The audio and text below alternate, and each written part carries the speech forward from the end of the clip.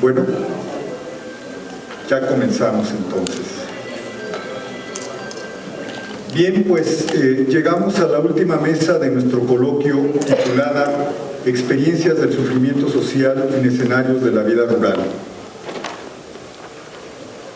A modo de introducción de los desafíos que plantea el fenómeno del sufrimiento social, les muestro el siguiente dibujo elaborado por un niño de 8 años en octubre de 2018 en el poblado rural de Santa Inés, Michoacán, que forma parte de un acervo de 73 dibujos proyectivos procesados en la investigación de tesis de la maestra Liliana Barragán Robledo, del Centro de Estudios Rurales, a quien agradecemos su generosidad para compartir. El objetivo de su investigación fue explorar en los juegos de la chiquillada, así llamada en el terruño, que practica en 2 poblados del municipio de Tocumbo, Michoacán, las representaciones sociales y culturales de su mundo. Motivado por la invitación de "dibuja el juego que más te gusta", Mariano, seudónimo de su autor, relata que el juego representado es el de policías y ladrones. Su construcción inició con la identificación de 2 grupos de personajes enfrentándose con armas de fuego, a partir del cual se fueron recreando las balaceras, los muertos y heridos que de ellas resultaban, aumentando el grado de violencia y sofisticación de los vehículos y armas implicadas, hasta llegar a los helicópteros. Según Mariano, los buenos eran los policías y los malos los ladrones. Pero si ponemos atención, esta imagen no muestra una persecución, sino un enfrentamiento entre grupos fuertemente armados que evocan lo que acontece entre el crimen organizado y las fuerzas policíacas en el entorno cotidiano regional de Mariano, lo que nos invita a preguntarnos hasta qué punto la violencia adulta de corte fáctico, simbólico y virtual ha invadido el espacio lúdico de la chiquillada. Otros dibujos de la investigación mencionada, la siguiente por favor, muestran soledad, miedo, acoso sexual precoz entre niños y niñas y también de los adultos hacia la chiquillada, ausencias de cariño y de referentes claros que propicien el respeto y la dignidad. De estas experiencias aprendimos que el sufrimiento no es algo que se padece por el destino trazado de quién sabe dónde, sino algo que los seres humanos producimos y aprendemos a soportar y a normalizar para sobrevivir desde temprana edad. Bienvenidos al desierto de lo real. Cuando propusimos el tema de esta mesa, nuestro colega Víctor Ortiz y un servidor, quisimos enfocar el sufrimiento social en la dimensión de lo real que le corresponde, para conocer lo que las personas nos dicen en la subjetividad y aprendizajes de sus experiencias para sobrevivir en el mundo cotidiano.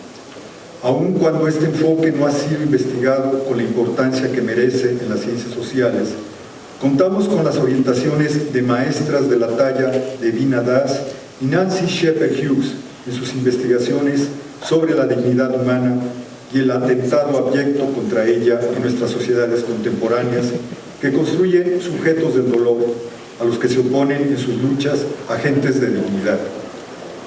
En el mundo rural hay otro tipo de extrañamiento en sus tierras diferente al desarraigo, la expulsión y la erosión de aquello que forja las identidades en el hacer terruño al andar, como dice Armando Bartra. Situaciones examinadas a lo largo de este coloquio. Ese otro extrañamiento que proponemos explorar a continuación está presente en la alienación de los seres humanos, que lleva a la angustia, a la desesperación, la melancolía, la erradicación de la libertad para hacer de la vida un encuentro entre las personas y descubrimiento de la verdadera proporción de sí. Admitamos que, a diferencia de otros fenómenos que nos permiten medir el pulso de los problemas generados en la transformación de las sociedades rurales, el del sufrimiento social ha sido el menos atendido. No obstante, veremos a continuación que quienes han sondeado en los acontecimientos de sus abismos y umbrales y acompañan a quienes luchan por abatirlo, nos compartirán algunas experiencias que nos interpelarán a reflexionar sobre el problema. Tenemos el honor de presentarles a los ponentes de esta mesa, que siguiendo el orden del programa son José Francisco Gil Cerda, que presentará su trabajo Adicciones, la pandemia de nuestra región. Él es psicólogo y maestro en terapia familiar sistémica por la Universidad del Valle de Atemajac, Campus La Piedad, y director del Centro de Integración Juvenil de Zamora y fundador de la misma institución en La Piedad, Michoacán. La segunda ponente es Alicia Lemus Jiménez, que nos presentará su trabajo Depresión y Ansiedad, el caso de mujeres purépecha, esposas de migrantes. Ella es doctora en Antropología Social por la UNAM, fue docente en la Universidad Intercultural Indígena de Michoacán y el Instituto Tecnológico Superior Purépecha, y actualmente es profesora investigadora en la Universidad Pedagógica Nacional, Campus Morelia. La tercera ponente es Dalia Margarita Sousa López, que presentará su trabajo Resistir en la Memoria, la lucha de los familiares de las víctimas de la violencia del 7 de julio de 2013 en Lagos de Moreno, Jalisco. Ella es maestra en Gestión y Desarrollo Social por la Universidad de Guadalajara, periodista especializada en los temas de migración, derechos humanos y desaparición de personas, que le ha llevado a producir los programas transmitidos por Radio Universidad de Guadalajara, Rumbo al Norte y Hasta Encontrarlos. Comentará las ponencias y propondrá reflexiones sobre los temas tratados en ellas Víctor Ortiz Aguirre, organizador también de esta mesa. Él es psicólogo social, maestro y doctor en ciencias sociales con énfasis en psicología social de grupos en instituciones por la Universidad Autónoma Metropolitana Xochimilco y es profesor investigador en el Centro de Estudios Rurales del Colegio de Michoacán. Comenzamos entonces con la presentación de Francisco.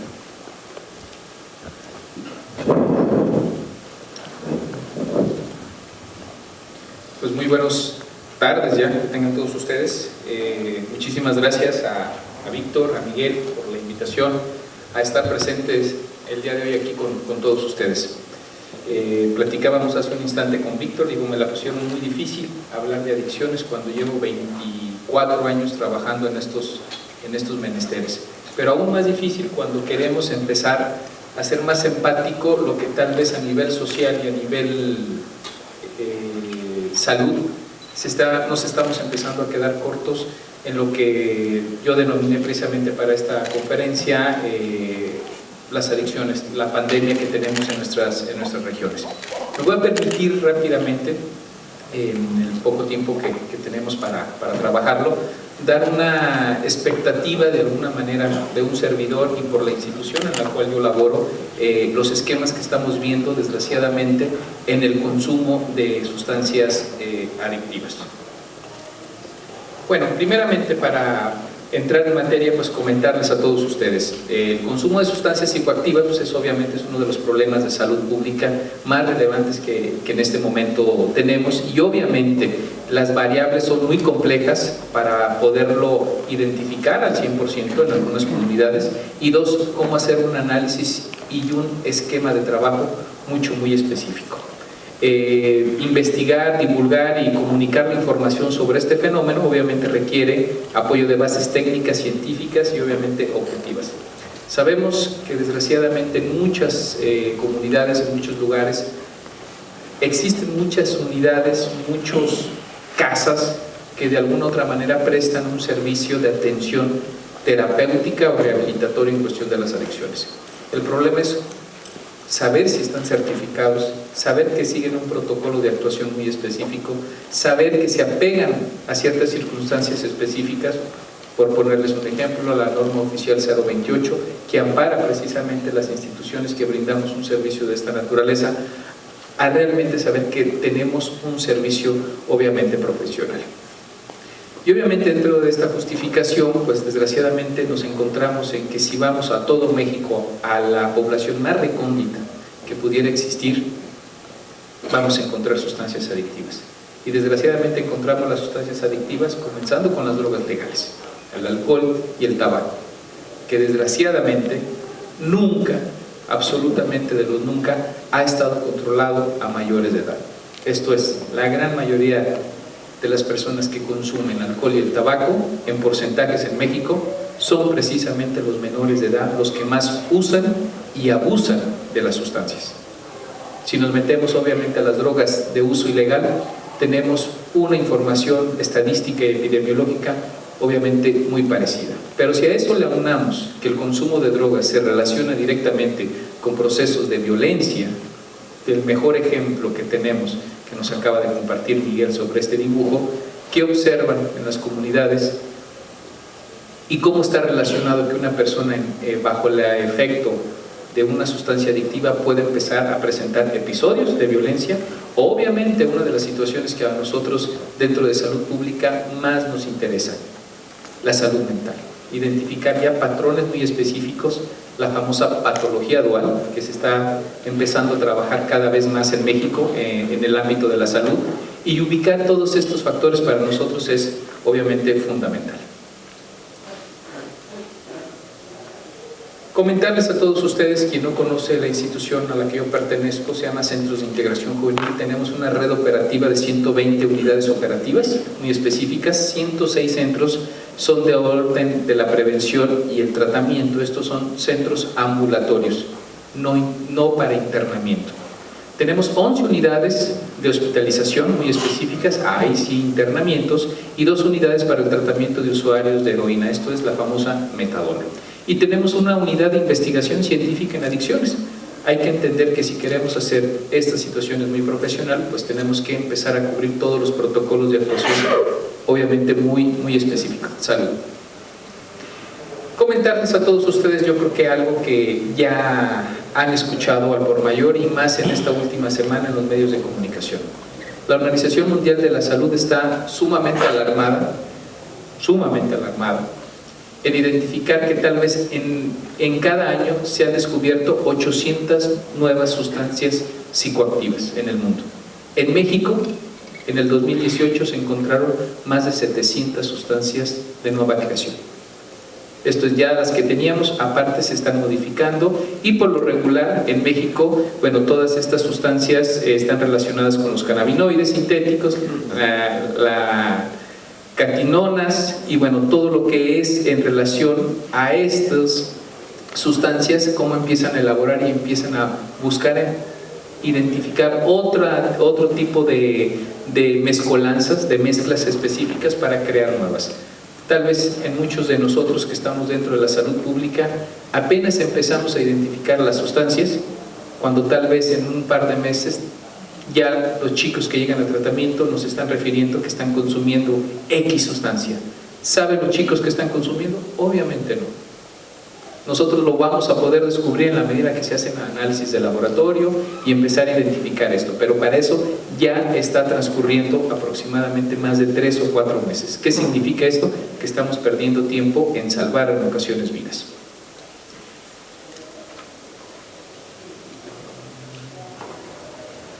Bueno, para identificar esto quisiera poner en perspectiva a todos ustedes que bueno, para hablar de consumo de sustancias tenemos que identificar factores de riesgo y factores de protección.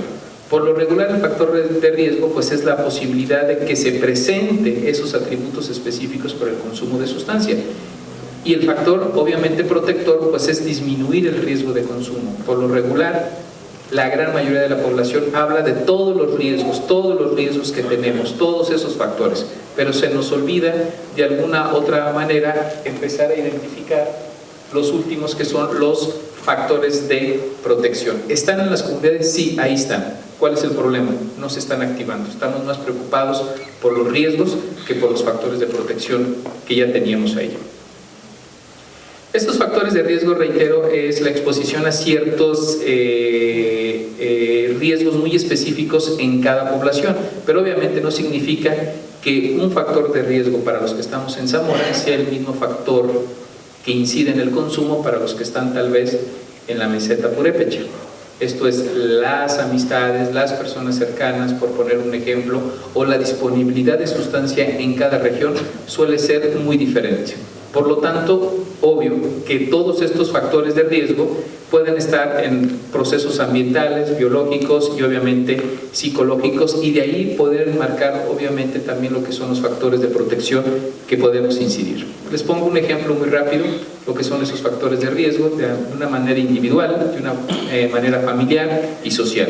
Y si ustedes pueden observar en la lámina que está al frente, pues todas estas situaciones son los que todos los días las poblaciones, todos los días los niños, nuestros jóvenes, hablan qué sienten: aislamiento, apatía, falta de interés en las metas, confusión de valores, evasión de la realidad, inseguridad, depresión, ansiedad o el famoso estrés. Todo el mundo está estresado, hasta Víctor está estresado. Y miren que ya es mucho decir. Familiares: violencia familiar, sobreprotección, comunicación deficiente entre los padres e hijos, padres, madres, cuidadores que consumen sustancia, obviamente, poco afecto entre padres e hijos. Y los sociales, obviamente, y uno de los más importantes, si ustedes se fijan ahí, es que existe consumo por lo regular y hay una disponibilidad de las sustancias. Podemos decirle a una persona a 3 cuadras aquí del college donde poder encontrar un libro de ciertas características y se van a olvidar muchos a veces que existe un lugar de esta naturaleza y de esta talla. Pero si desgraciadamente a un joven que va en la calle le dicen: oye, ¿dónde podría conseguir marihuana?, ¿qué creen que les va a contestar? Que sí saben dónde, pues posiblemente, ¿no? O a lo mejor ahí mismo saque y te dice: ¿cuánto quieres? Los factores predictores internos y externos de consumo de drogas en jóvenes, obviamente, es algo muy importante, y de ahí lo que yo les decía al inicio de la presentación, la famosa patología dual. Se nos ha olvidado hacer diagnósticos adecuados para nuestros pacientes cuando tienen un consumo de sustancias, sobre todo, reitero, en la parte interna, esto es, trastornos de orden psiquiátrico y psicológico, y de ahí que se van arrastrando muchas dificultades, y reitero, son chicos que del nacer, en la primaria, en la secundaria, tenían problemas o desórdenes conductuales, nunca se trabajaron, nunca se manejaron adecuadamente, y obviamente nosotros en los estudios que nosotros realizamos de campo con los chicos que están consumiendo sustancias, refieren que tenían un trastorno por déficit de atención o hiperactividad, nunca se manejó, nunca se trabajó adecuadamente, y ese tipo de personas son precisamente los candidatos ideales a comenzar a muy temprana edad en el consumo de sustancias, por ponerles algunos de los ejemplos. Las tendencias: para hablar obviamente de la pandemia, pues tenemos que de alguna manera estructurar la información y hablar epidemiológicamente. Pues decirles que de los 12 a los 65 años tan solo en México, alrededor de 15 millones de personas entre los 12 y los 65 años de edad están fumando. 7 cada 10 son hombres. 6 de cada 100 alumnos entre el quinto y sexto de primaria han probado el tabaco. Aquí rápidamente les digo una gráfica que va a aparecer más adelante, pero les comento: Michoacán es uno de los 4 estados que a nivel nacional tiene el inicio del consumo de alcohol y de tabaco más bajo en cuestión de edad. ¿A qué me refiero? Entre el quinto y sexto grado de primaria en Michoacán se está iniciando el consumo de alcohol y tabaco. Después nos quejamos que tal vez los adolescentes de secundaria o preparatoria a muy temprana edad ya están consumiendo marihuana o otro tipo de situaciones, cuando la permisividad de las propias sociedades está involucrada en esta situación con las drogas de uso legal. Tendencias también entre primaria y secundaria: en la primera, 3 de cada 100 alumnos usó droga alguna vez en la vida y 5 de cada 100 son hombres. Casi 2 millones de adultos, 700,000 consumidores de tabaco son menores de edad. 2 de cada 10 estudiantes de quinto y sexto grado de primaria han probado alcohol. Y en la secundaria, desgraciadamente, el panorama se vuelve aún más desgarrador. Para tabaco la cifra crece hasta abarcar a la quinta parte de la población, con una proporción un poco más alta de hombres que de mujeres. Casi 1 de cada 7 estudiantes presenta un consumo problemático de alcohol. Su forma de beber lo pone en riesgo de tener consecuencias para la salud física, mental y obviamente o posiblemente ya las tiene. Hay que recordar que los fines de semana para los jóvenes y no tan jóvenes es menester consumir alcohol. Vean en las redes sociales, lo primero que ya nos está apareciendo. Hoy viernes es viernes y el cuerpo lo sabe. ¿Y dónde va relacionado ese eslogan? Consumo de alcohol, por lo regular. Entonces, los fines de semana la gran mayoría de la población ubica el consumo de alcohol como algo relativamente forzoso. Hay que hacerlo para desestresar, para esto, para lo otro. Concebimos el consumo de algún tipo de sustancia en este orden emocional. Tendencias de consumo también en primaria y secundaria respecto a otras drogas: 3 de cada 100 alumnos, 1 de cada 100 alumnos de primaria han consumido marihuana alguna vez.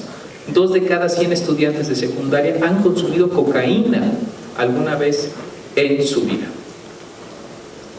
Respecto al consumo de otras drogas también, 5 de cada 100 estudiantes de secundaria consumieron inhalables alguna vez en su vida y 2 de cada 100 estudiantes de secundaria han consumido anfetaminas o derivados como son las metanfetaminas, Pero para poner en perspectiva en nuestro estado, tan solo la encuesta nacional de adicciones del 2014 y después la de 2018, una revisión que se hizo, ubicamos que a nivel nacional el consumo diario de alcohol es el 0.8% de la población consume alcohol, pero en Michoacán tenemos el 1.7%. Consumo alto de alcohol de la población en México es de 26.6%, Michoacán tenemos 33.4%. Abuso, dependencia del alcohol en México son aproximadamente más ya del 6 al 7% de la población tiene un consumo muy alto, pero Michoacán, ¿qué creen? Casi tiene el 9% en las últimas estadísticas que hemos empezado a revisar.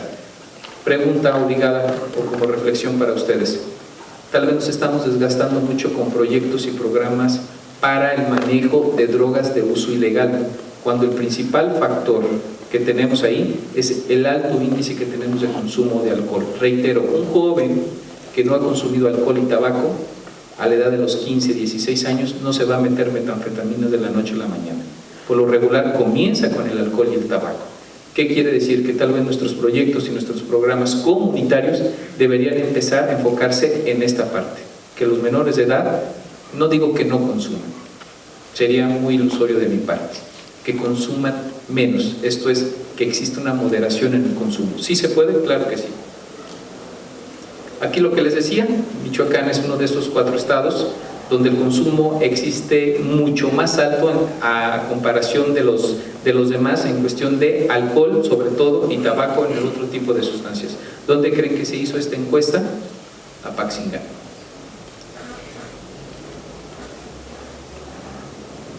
Bueno, algunos datos ya aquí de Zamora expresamente. La edad de ingreso a tratamiento en centros de integración juvenil en 2018 fue el más pequeño que tuve que ingresó a tratamiento fue de 10 años y tuvimos una persona de 64 años que también ingresó así como que los polos opuestos. ¿Qué significa esto? Bueno, que en cualquier momento se puede presentar un consumo de sustancias y la edad no es limitante. Edad de inicio de los pacientes que acudieron, esto es, ¿a qué edad iniciaron el consumo de sustancias? En el 2018, aquí en Zamora, fue precisamente un niño de 10 años. En el 2017, el más pequeño que tuve en tratamiento tenía 7 años y consumía alcohol, tabaco y marihuana. Droga de inicio, ¿con qué inician las personas que acuden a tratamiento? Ustedes pueden ver ahí, tabaco, alcohol, después marihuana y sucesivamente algunos otro tipo de sustancias. ¿Qué significa? Drogas legales. Nuevamente hago hincapié. Droga de mayor impacto. Aquí cambia la perspectiva, ¿sí? En el 2017 era la marihuana, la droga de mayor impacto que teníamos en Zamora y la región. En el 2018 cambia a metanfetaminas, la droga de mayor impacto, después le sigue la marihuana y después el alcohol. Esto es, aquí es el proceso inverso. Son las drogas de uso ilegal las que tienen ese impacto notable y el alcohol, en este caso o tabaco, pasan a un segundo plano. ¿Pero qué creen? Que los pacientes refieren que únicamente quieren dejar las drogas de uso ilegal. Las drogas de uso legal no las quieren dejar. Esto es, el alcohol y el tabaco quieren permanecer. ¿Qué significa esto? Pues que tarde que temprano pueden volver a recaer porque siguen presentando el consumo de este tipo de sustancias.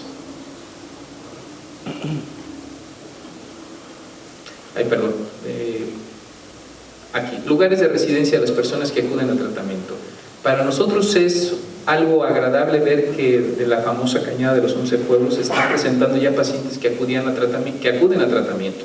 ¿Por qué digo que es importante? Porque antes no bajaban, no iban a ningún servicio de salud estas personas. Están empezando a acercarse, están empezando a contactarse a los servicios de salud. Para nosotros es importante y es bueno saber que las personas ya identifican como un problema el consumo de alcohol, comenzando por esta situación. Anteriormente, hace 10 años, 15 años que íbamos para esta zona nosotros a trabajar proyectos preventivos en consumo de alcohol, si no nos linchaban ya salíamos ganando, ¿no? O sea, decirles a ellos no consuman alcohol no es algo que a ellos les vaya a agradar. en este aspecto, ¿sí? Entonces ya se está viendo una resonancia de la información, ya estamos viendo que cada vez se están empezando a acercar más a tratamiento. ¿Qué significa? Obviamente que las comunidades rurales empiezan a identificar el grave problema que tenemos de salud en el consumo de sustancias. El patrón de consumo, desgraciadamente, tenemos que identificarlo de esta naturaleza. La gran mayoría de las personas que se acercan a tratamiento son ya dependientes de drogas. La segunda parte son abusadores de la sustancia, todavía no pasan este proceso de la dependencia, y bueno, sociales, ocasionales, experimentadores, pues es muy relativo esto. Se acercan mucho la familia, a veces la familia no sabe cómo manejar y cómo trabajar con las personas adictas. ¿Por qué? Porque son ellos los que no quieren ir a tratamiento. Los familiares son los primeros en acceder precisamente a un esquema de esta naturaleza. Escolaridad. Antes, hace 10 años, podríamos pensar que las personas sin educación podían estar en mayor desventaja y por lo tanto iban a incursionar al consumo de sustancias. Ustedes pueden ver ahí claramente que bueno, ya no es así. Ya los chicos de secundaria, de preparatoria, con una carrera específica, se están acercando a tratamiento. ¿Qué quiere decir? Que sí hay el consumo, aunque tengan información, algo está sucediendo, que se siguen enganchando cada vez más en el consumo de sustancias. Si me ayudan mejor ahí, gracias. Bueno, afortunadamente, con todo este panorama negro, todavía encontramos que existe en esa gran mayoría de pacientes que todavía son funcionales.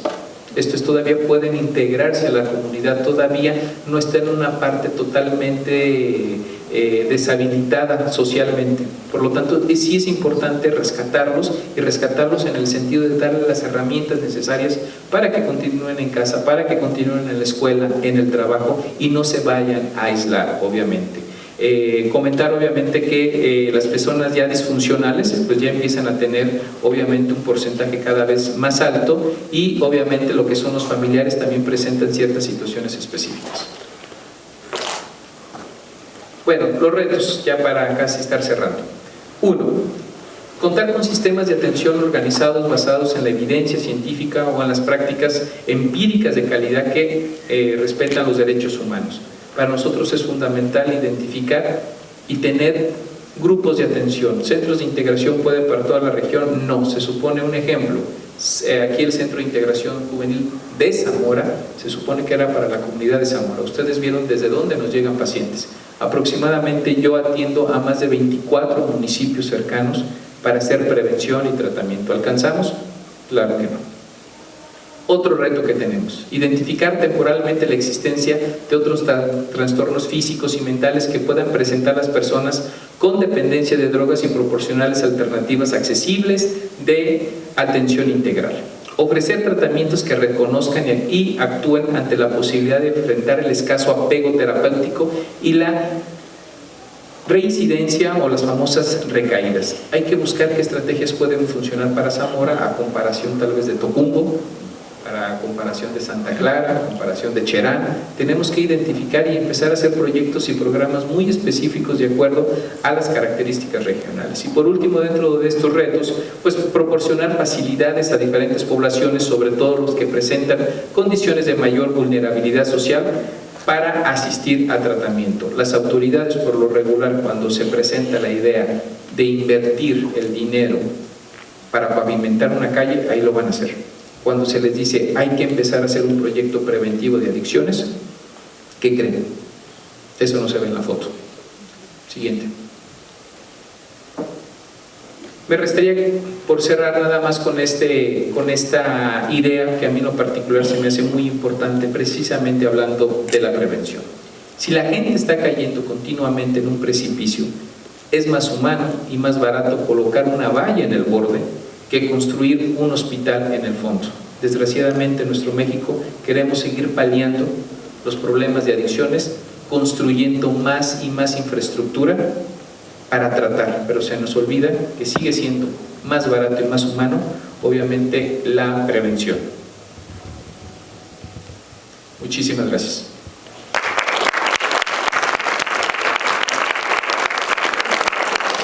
Pues muchas gracias, Francisco, por tu aportación. Continuamos con la doctora Alicia. Muchas gracias. Gracias por la invitación.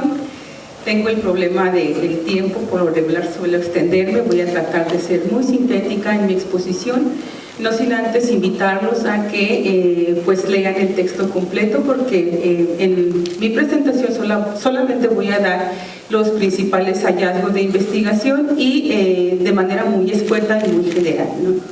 Primero que nada, hablar sobre el tema de depresión, ansiedad y suicidio, en este caso en contextos indígenas y particularmente en el caso purépecha, es todo un reto para lograr la objetividad académica, puesto que hablar del sufrimiento social es un tema complejo, ¿no?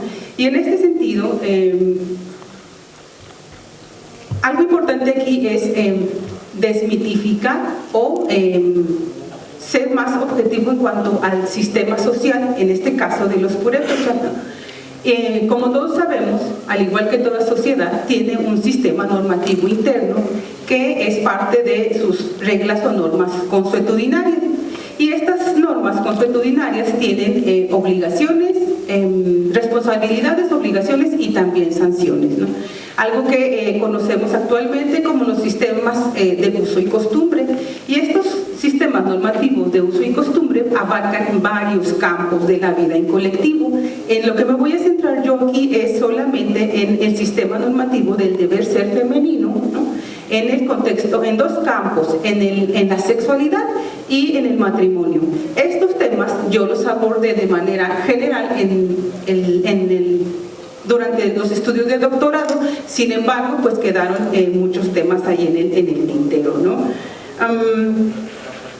Aquí algo muy importante es el hecho de... ¿me ayudan de ahí arriba, por favor? No, bueno, sí. En esta parte voy a empezar diciendo el contexto en el que se realizó el estudio, ¿no? Y vamos a hablar de 3 comunidades purépechas para lograr la objetividad, pero sobre todo para mantener el anonimato.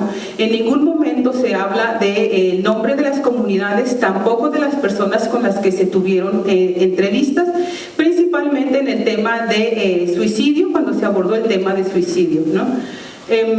Aquí las preguntas de investigación de este texto son 2 principales, ¿no? ¿Cuáles son las causas de las enfermedades emocionales en el contexto indígena y en este caso purépecha? ¿Y qué sector o cuál sector de la población es objeto de análisis? El objetivo es estudiar y visibilizar la violencia psicológica que ejerce el colectivo a este sector de la población. Y voy a hablar de 5 puntos principales: la parte teórica, el sistema normativo interno, lo que entendemos por depresión, ansiedad, el tema del suicidio, y vamos a abordar de manera muy general cómo se tratan estas enfermedades dentro del contexto cultural. Por favor.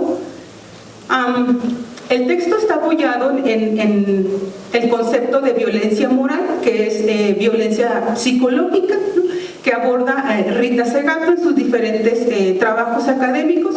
Este tipo de violencia siempre va acompañada de violencia física, sin embargo, es invisible, ¿no? No deja marcas, huellas como la violencia física. Sin embargo, lo que se observa en este tipo de violencias es que es institucionalizada, ya está interiorizada y muchas veces no se le da el seguimiento o no se visibiliza de la misma forma.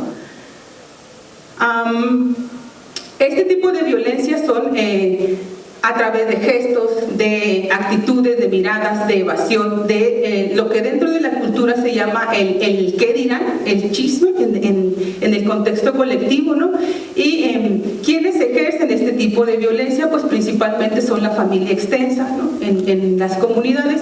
Y estamos hablando de que las familias en la cultura purépecha son la familia extensa es de más de 100 integrantes, entonces estamos hablando de grupos familiares muy grandes que aquí vamos a denominar el tribunal social, ¿no?, para el caso de la violencia simbólica o violencia moral. La que sigue, por favor. Este tipo de violencia la ejerce el colectivo a través del sistema normativo y las sanciones que tiene el sistema normativo interno. La siguiente también, por favor.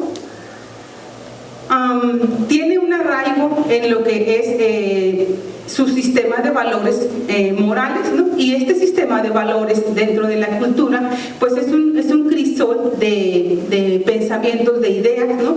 Y podemos ver que se sustenta en las creencias judio-cristianas, pero también encontramos por ahí algunas creencias del pasado histórico, del contexto de los purépechas. Por favor, la que sigue. En el sistema normativo interno existen dos conceptos centrales para determinar el deber ser, ¿no? El deber ser de los individuos que viven en colectivo, y estos conceptos son Kashunbekwa, que nosotros lo hemos este es un concepto polisémico, pero nosotros lo vamos a retomar como honorabilidad, y Sesirekan, que es vivir bien en colectivo, ¿no? Ambos los vamos a abordar solamente en los temas que ya mencioné, la sexualidad y el matrimonio, ¿no? Entonces, le paso a la siguiente, por favor. Este es el ideal, ¿no? El ideal del deber ser femenino, ¿no? Entonces, tiene puntos principales, ¿no? La mujer, las mujeres Kashunpitis, o la mujer que vive bien en el colectivo, pues debe, primero, fidelidad al marido, ¿no? Y a la familia a la que pertenece, debe cumplir con sus roles de género, ¿no? Siempre está ligada a la familia patrilineal, ¿no? Y esta se materializa a pertenecer o asociarse a alguien, en este caso a un hombre. Una mujer siempre tiene que estar bajo el resguardo o la sombra de la figura masculina, ¿no? La mujer es la salvaguarda o la guardiana del honor colectivo. Este tipo de ideal, como muchos otros, aquí solamente estamos contextualizando algunos, tienen fuerte influencia, como ya lo mencioné, del pensamiento de la religión judío-cristiana. Y entonces, cuando yo empiezo a estudiar los textos sobre honorabilidad en el campo de la antropología, estos postulados son textos de los bereberes en Argelia, en África, y los tomé de un texto de Pierre Bourdieu, que en los años 60 hace un estudio sobre la honorabilidad en estos contextos, y si vemos cuando son 10 estos postulados del deber ser femenino de los bereberes en Argelia, en el contexto de los purépechas son idénticos. ¿Me pasas a la siguiente, por favor? Entonces vamos a ver que las normas de la sexualidad y el matrimonio siempre van a estar ancladas al colectivo, ¿no? A la familia en este caso, ¿no? Y pues aquí hay varias normas que tienen que ver con la sexualidad, como el recato del cuerpo, en este caso, ¿no? La higiene corporal. Este sistema normativo se transmite de una generación a otra entre personas del mismo género. No se puede abordar ni transmitir de otra forma, ¿no? La que sigue, por favor. Este es un sistema de reglas también, ¿no? Algo muy importante aquí es que a la mujer se le educa en esta postura de ser una mujer Kashumbiti para que viva bien el matrimonio bajo estos lineamientos, ¿no?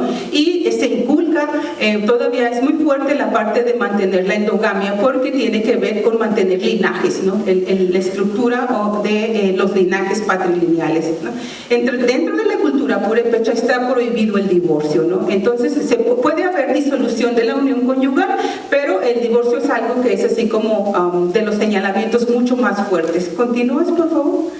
¿Cuáles son las sanciones para los y las transgresores de las normas, ¿no?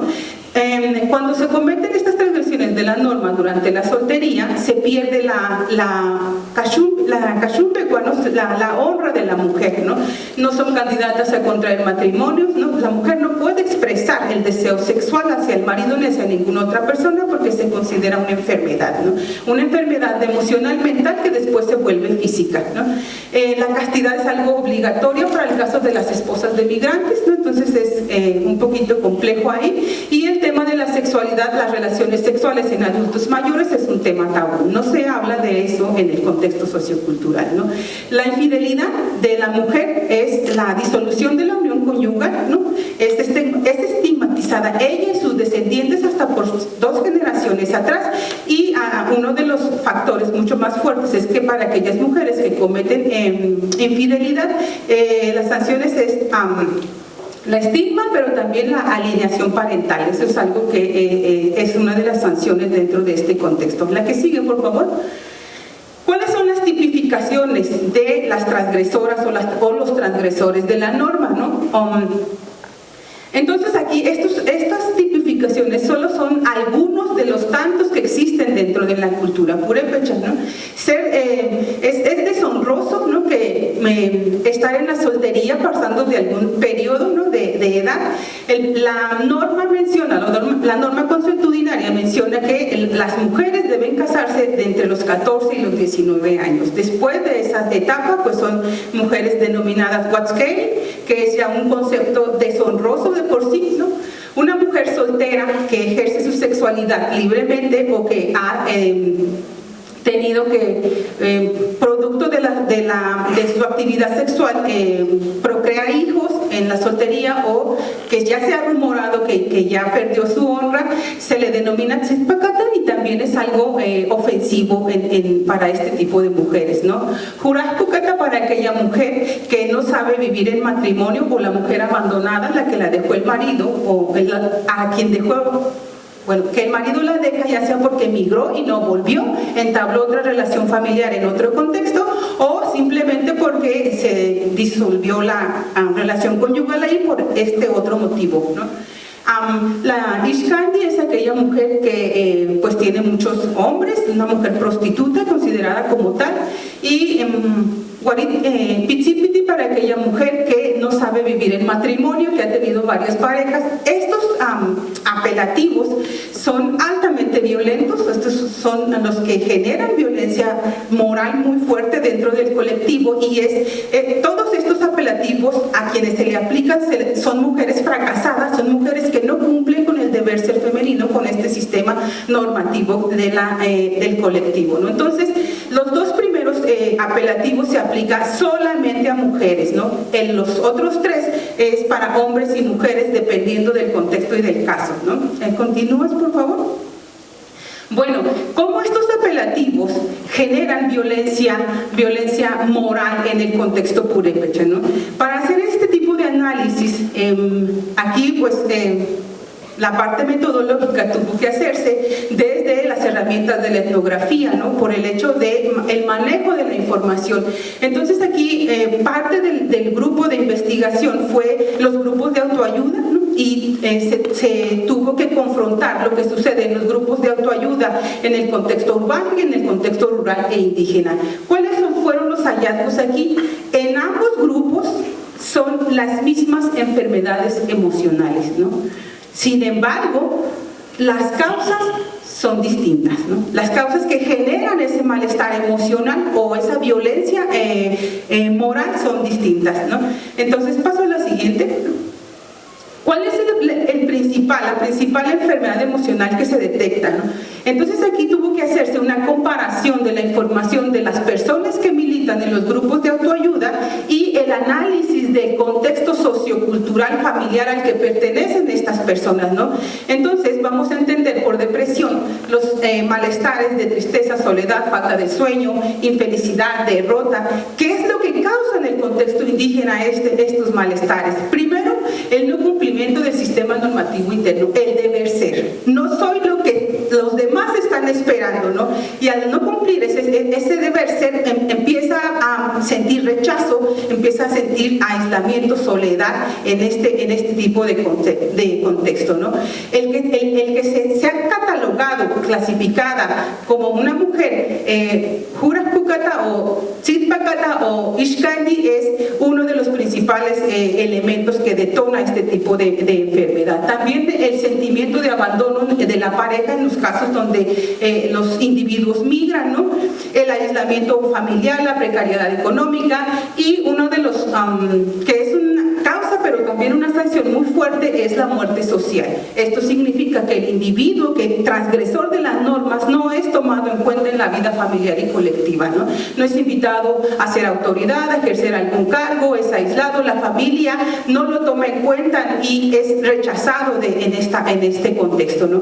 ¿Cuáles son los síntomas o dónde se somatiza este tipo de malestar? La gente sufre dolores de cabeza, tiene falta de sueño, pérdida del apetito, gastritis, colitis nerviosa, en fin, ¿no? Se somatiza de diferentes formas. La que sigue, por favor.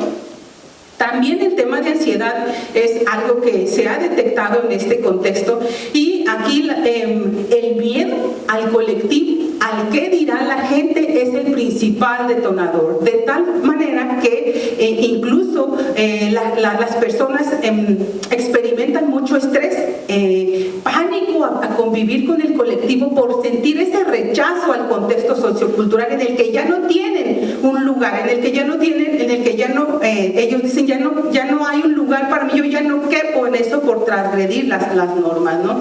Y esto genera aislamiento, las personas se aíslan, ¿no?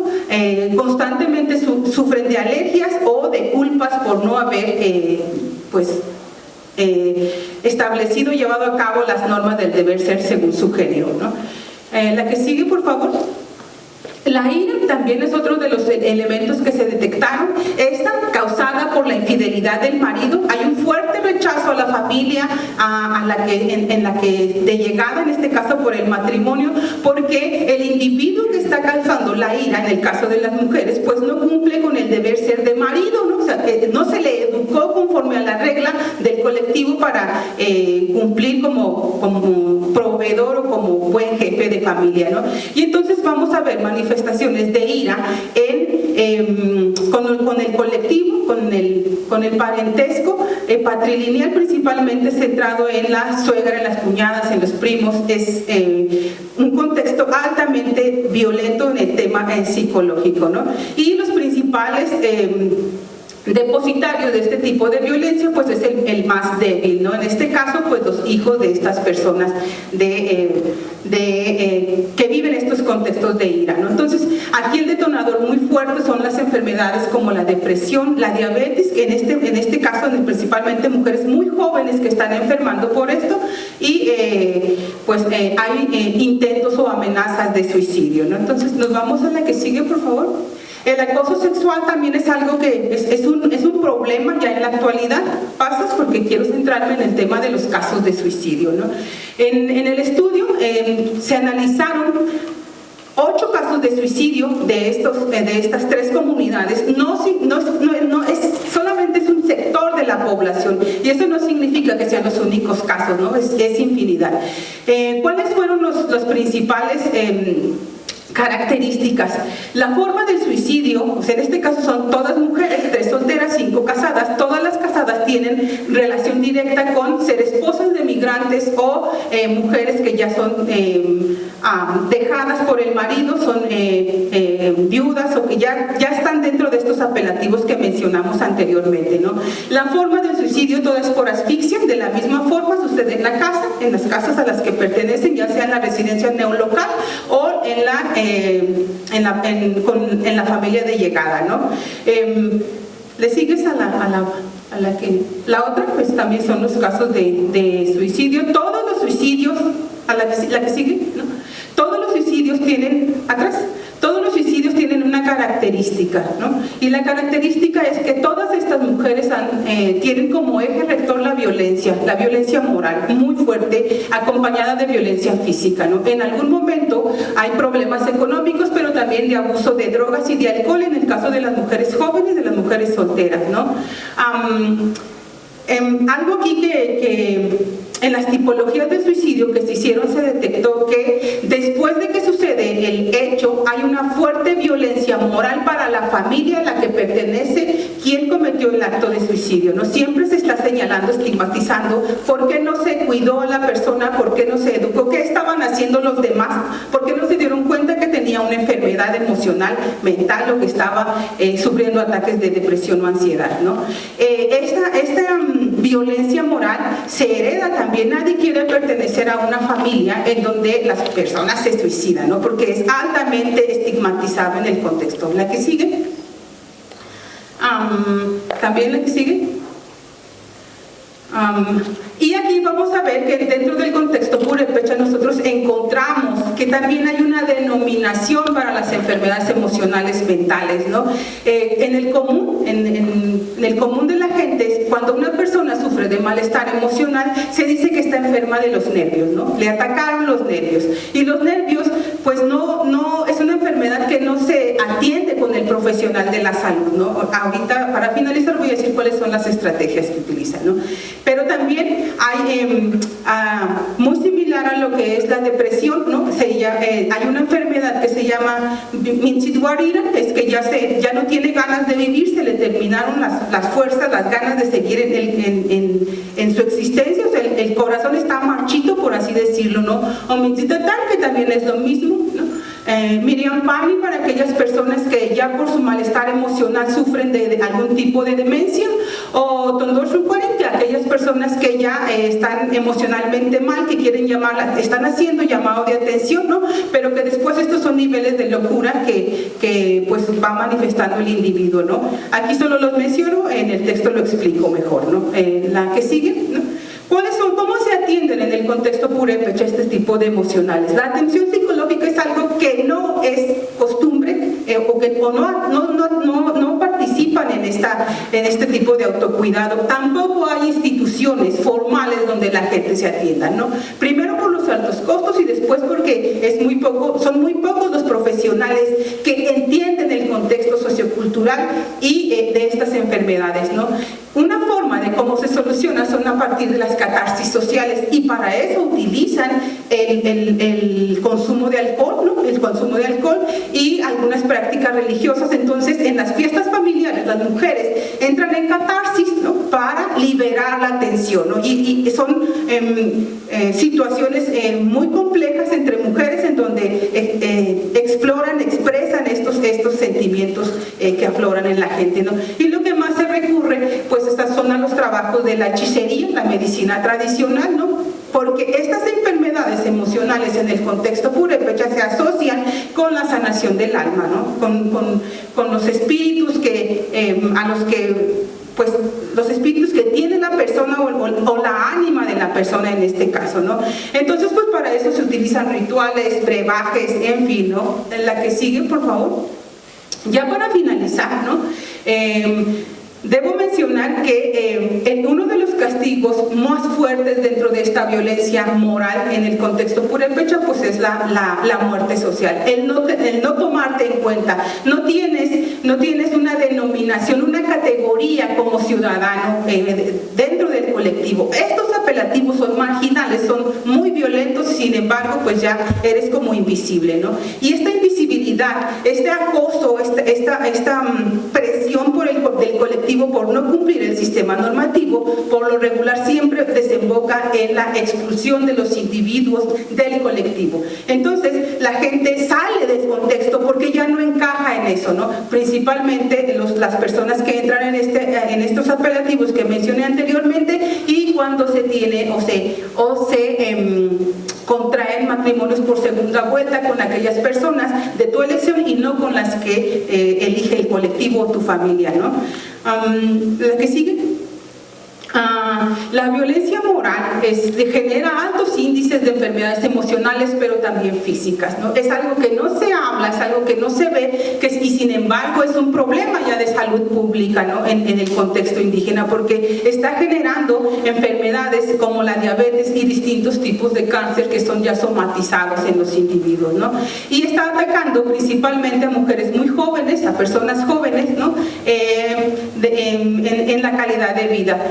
Esto no significa que solamente sean objeto de violencia moral las mujeres. Habrá que hacer estudios de qué sucede con las masculinidades también en el contexto indígena, pero sobre todo con los homosexuales y las mujeres lesbianas, por así llamarlo, porque también es algo que está ahí. Aquí no es el objeto de estudio, sin embargo, hemos encontrado datos de que también estos otros sectores de la población sufren de este mismo tipo de violencia, al grado tal que se han registrado en los últimos años crímenes de odio en los contextos indígenas por estas preservaciones de la violencia, esta instauración de la violencia moral, ¿no?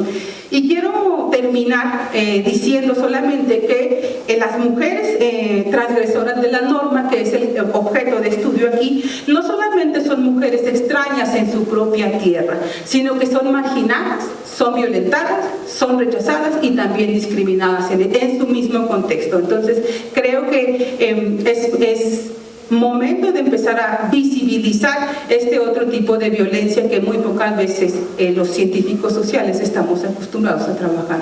Gracias.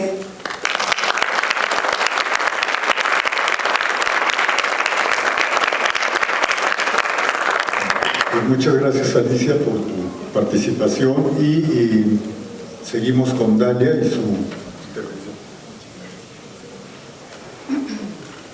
Yo les agradezco mucho que me permitan estar aquí en el Colegio de Michoacán y que me den la oportunidad de compartir este trabajo que forma parte de la investigación de mi tesis de maestría y, bueno, pues también producto del trabajo como periodista y de acompañamiento que he realizado con estos familiares en Lagos de Moreno. Yo creo que me puedes ayudar a cambiarla, ¿sí? Muchas gracias. Y bueno, pues, ¿qué sucedió el 7 de julio de 2013 en Lagos de Moreno, Jalisco?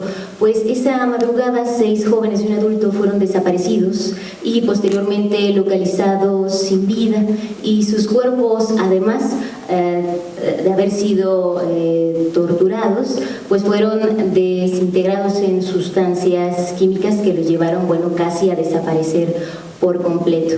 Es un mes después de una lucha constante de parte de sus familiares que consiguen localizarlos en un sitio que se llama, o se apodaba en ese momento, la Ley del Monte, y ahora, gracias al esfuerzo que los familiares han realizado para redignificar la memoria de sus familiares, para concientizar sobre la situación o sobre este hecho violento del 7 de julio y también para buscar justicia, pues hace 2 años, en agosto de 2017, lograron en este espacio construir un mural memorial en honor a estas víctimas y a todas aquellas que hasta este momento en Lagos de Moreno se encuentran en una situación de desaparición.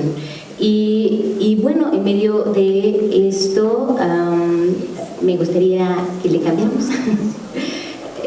Lo que busca este estudio es, bueno, tratar de explicar, tratar de hacer un análisis, por supuesto, e incluso apostar por un trabajo memorístico que dé cuenta de cómo es que estos familiares de las víctimas de este día, del 7 de julio de 2013, han logrado construir memoria y la han usado también durante sus procesos de búsqueda de justicia. En el centro de este estudio se encuentran las familias, 5 de las 7, bueno, ya que ellas son las que hasta este momento se han mantenido firmes en esta lucha constante, en esta pugna constante, no solo en un primer momento para verlos aparecer, ver aparecer a sus seres queridos, sino también posterior a esto, como ya lo dije, para conseguir justicia, una justicia que les quiero presentar también más adelante. Bueno, no se configura necesariamente dentro de los marcos de lo jurídico, sino una justicia que ellos logran construir gracias a sus acciones. Y bueno, pues lo menciono por aquí. Esto es porque creemos que es en función de la unión y la organización grupal colectiva de estos sujetos que son impactados por la pérdida, por el dolor que representa perder a un ser querido y, por supuesto, aunado a ello el sentimiento de injusticia que se detona en este conjunto de acciones, estas estrategias, como las nombramos, estos mecanismos capaces de influir en la construcción y en el uso de esta memoria para buscar justicia y o escenarios de vida más justos. Es decir, vale la pena reflexionar sobre algunas categorías que fueron utilizadas en este trabajo de investigación, ¿no? Para ponernos un poco en ton y son. Entonces, bueno, pues uno de estos conceptos que teníamos que analizar pues era el tema de las víctimas. Y es que, si bien reconocemos que los jóvenes, los 6 jóvenes y un adulto son las víctimas directas, diría la Ley General de Víctimas del Gobierno Federal, pues en este plano quedarían como víctimas indirectas sus familiares. Sin embargo, la reflexión es aún más profunda y nosotros decimos que en este caso los familiares no deben de, o este concepto de víctimas alrededor de los familiares no debe de estar anclado solamente a sobre el acontecimiento violento, es decir, sobre el hecho del 7 de julio de 2013 y la desaparición de sus familiares y su posterior localización sin vida, sino que se trata de un conjunto, o valdrá la pena interpretarlo, o hay que interpretarlo como estos actores, estas personas que vieron una serie, un conjunto de múltiples violencias y violaciones antes y después de esta situación. Entonces, por lo tanto, apostar a pensar estos sujetos en función del dolor o de este hecho que les atraviesa no nos resulta suficiente, porque vale la pena hacer una revisión más amplia del sujeto como un constructo social e histórico, como lo apuesta Gatti. Él nos dice, este autor argentino, especialmente especializado en el análisis sobre las víctimas en este país y también sobre las desapariciones, que la víctima debemos de entenderla, aunque la apuesta más a un concepto sobre ciudadano víctima que apela más a que todos en medio de este contexto de violencias y de situaciones complicadas nos volvemos ciudadanos víctimas. Pues es un actor como otros y en su efervescencia y profusión tiene que ser situadas en su contexto. En el caso específico de nuestro estudio, nosotros apostamos por que fueran los sujetos desde su experiencia propia, desde su condición de vida, quienes definieran qué era una víctima o qué es una víctima o si ellos son víctimas. En la mayoría de las respuestas pues era evidente, no, ellos a sí mismos no se concebían como víctimas, sino a sus seres queridos. Y es que nosotros decimos que más allá de centrarlos en una categoría totalizadora, debemos de consultarles a ellos, bueno, para que se definan a sí mismos y con ello, bueno, asumimos los riesgos que eso implica. La que sigue, por favor. Partimos de esta idea, luego del acercamiento con las familias, este trabajo que les digo inicia desde el acompañamiento, por supuesto como una persona solidaria que me reconozco con estas luchas, sensible con estas militancias y por supuesto desde el trabajo periodístico, pues nos decía que estas familias nos han demostrado que son capaces de generar en colectivo o incluso en solitario, pues reaccionar para generar estas acciones de forma proactiva, para hacer frente a las situaciones que les han impactado consecutivamente a través del tiempo y también, como les decía al inicio, para generar escenarios de vida más justos. La que sigue. En ese sentido, y apostando un poquito a esta explicación teórica de cómo es que se usa, teórica y conceptual, sobre cómo utilizamos estas categorías, estos conceptos luego bien conflictivos, bueno, pues lo que nosotros, al ser, como lo explicaban al principio, bueno, yo cursé una maestría en gestión y desarrollo social, por lo tanto, bueno, me imagino que como sucede en todos los posgrados, bueno, pues hay una cierta obligación por referir el tema de estudio y por supuesto incorporarlo a las reflexiones de nuestros trabajos de investigación. Entonces, por lo tanto, nosotros hicimos uso de la perspectiva centrada en el actor de Norman Long, donde utilizamos sus conceptos agencia y actor social, así como, bueno, otro de Martínez, que nos ayuda a entender el accionar de las familias a través de la agencia y la movilización de las víctimas. En ese sentido, nosotros decimos que los familiares son actores sociales que logran construir memoria y que esta memoria en sí misma es la agencia de los sujetos que les permite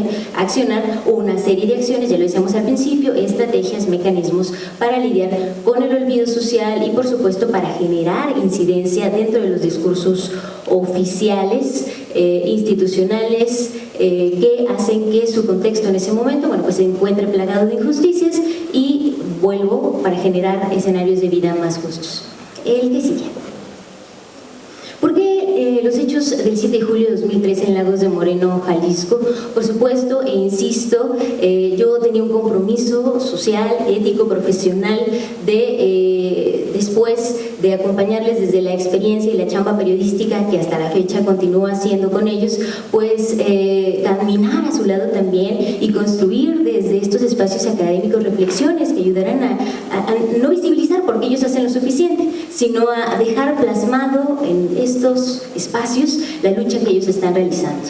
De manera específica, para entender estas experiencias de sufrimiento en el espacio rural, creemos que, y no solo creemos, sino que la investigación confluye en función de esto, y es que buscamos descentralizar esa mirada macro que social y políticamente luego ha adquirido la violencia en estos momentos de guerra contra el narcotráfico, y bueno, esto que ahora debemos de empezar también a trabajarlo, a conceptualizarlo, qué es lo que está sucediendo ahora justo tras la llegada de esta 4T, en medio de que estamos, no necesariamente la violencia ha parado, no necesariamente las desapariciones, los asesinatos, los homicidios, los feminicidios se han detenido, sino que ha sucedido todo lo contrario.